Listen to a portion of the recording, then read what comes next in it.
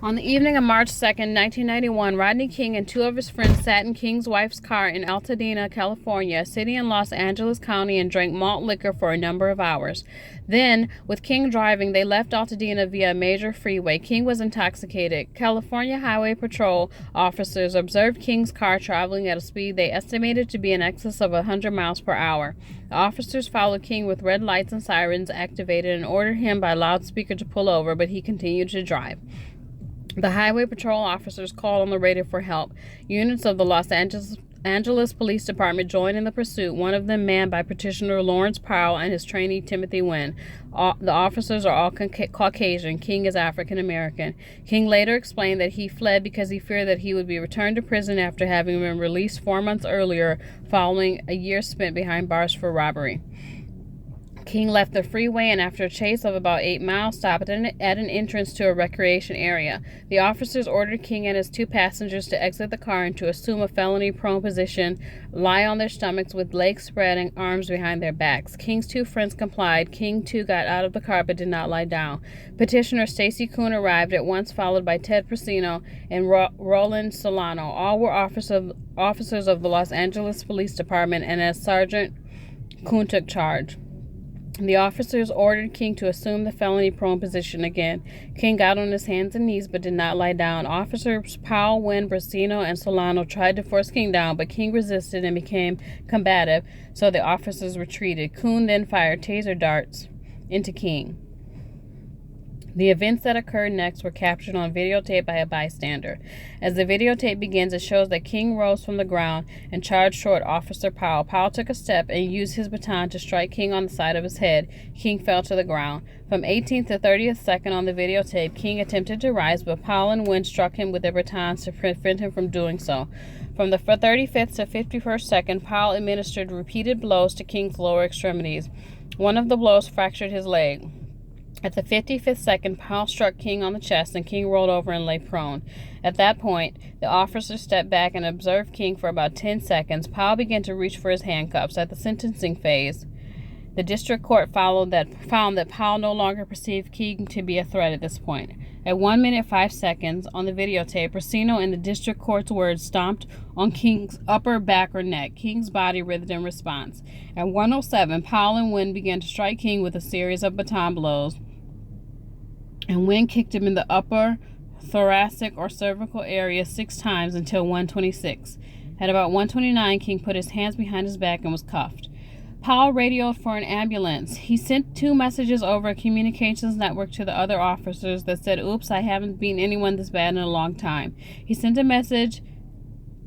message to the police station that said, "Unit just had a big time use of force. Tased and beat the suspect of CHP's pursuit big time." King was taken to the hospital where he was treated for a fractured leg, multiple facial fractures, and the numerous bruises and contusions. Learning that King worked at Dodger Stadium, Powell said to King, "We played a little ball tonight, didn't we, Rodney?" "You know we played a little ball. We played a little hardball tonight. We hit quite a few home runs. Yes, we played a little ball and you lost and we won." Kuhn, Powell, Brasino, and Wynn were tried in California State Court on charges of assault with deadly weapon and excessive use of force by a police officer. The officers were acquitted of all charges with the exception of one assault charge against Powell that resulted in a hung jury. The jury was composed of 10 Caucasians, 1 Hispanic, and 1 Asian American. The verdicts touched off widespread rioting in Los Angeles. More than 40 people were killed in the riots, more than 2,000 were injured, and nearly $1 billion in property was destroyed. Los Angeles Mayor Tom Bradley declared that there appears to be a dangerous trend of racially motivated incidents running through at least some segments of the police department. And President George H.W. Bush announced in May that the verdict had left him with deep sense of personal frustration and anger, that he was ordering the Justice Department to initiate a prosecution against the officers. On August 4th, 1992, a federal grand jury indicted the 4 officers, charging them with violating King's constitutional rights under color of law. Powell, Brasino, and Wynn were charged with willful use of unreasonable force in arresting King. Kuhn was charged with willfully permitting the other officers to use unreasonable force during the arrest. After trial in U.S. District Court for the Central District of California, the jury convicted Kuhn and Powell but acquitted Wynn and Brasino. Kuhn and Powell were sentenced to 30 months in prison. This jury composed of 9 Caucasian, 2 African Americans, and 1 Hispanic. King later won $3.8 million verdict from the city of Los Angeles. He used some of the money to establish a rap record business. The issue to consider is whether officers King and Powell may be prosecuted and acquitted in California state court and then prosecuted in federal court. This seems to violate the prohibition on double jeopardy on the Fifth Amendment to the U.S. Constitution, which states that individuals should not be twice put in jeopardy of life or limb. Double jeopardy means that an individual should be not be prosecuted more than once for the same offense. Without this protection, the government could subject people to a series of trials in an effort to obtain a conviction.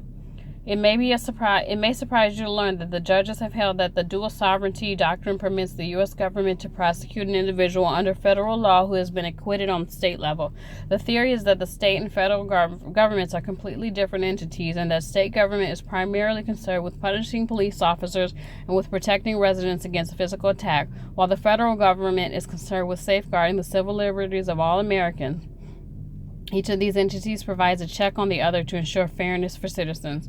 The evidence of introducing the 2 prosecutions to establish the police officer's guilt in the King case was virtually identical, and the federal prosecution likely was brought in response to political pressure.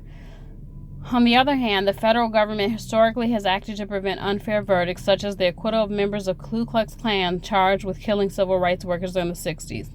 Do you believe that it's fair to subject the Los Angeles police officers to the expense and emotional stress of trials? As the Attorney General of the United States, would you have advised President George Bush to bring federal charges against the officers following their acquittal by California jury? Criminal law is the foundation of the criminal justice system. The law defines the act that may lead to arrest, trial, and incarceration. We typically think that crime as involving violent conduct, but in fact a broad variety of acts are defined as crimes.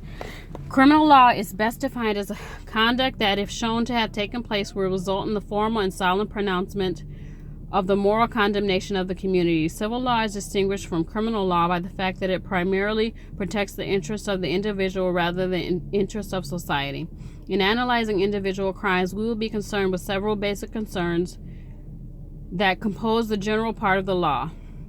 A crime is composed of concurrence between criminal act and criminal intent and the causation of social harm. Individuals must be provided with notice of the acts that are criminally condemned in order to have the opportunity to obey or to violate them. They must also be given opportunity at trial to present defenses to a criminal charge. The criminal law distinguishes between felonies and misdemeanors. A crime punishable by death or by imprisonment for more than 1 year is a felony. Other offenses are misdemeanors. Offenses are further divided into capital and other grades of felonies and into gross petty misdemeanors. Another approach is to classify crime in terms of moral turpitude. Mala and se crimes are considered inherently evil, and mala prohibita crimes are not inherently evil and are only considered wrong because they are prohibited by statute. Our textbook categorizes crimes in accordance with the subject matter of the offense, the scheme that is followed in most state criminal codes. This includes crimes against the state, crimes against the person, against habitation, against property, against public order, and against the state. There are a number of sources of American law, criminal law. These include common law, state and federal criminal codes, the U.S. and state constitution, international treaties, and judicial decisions.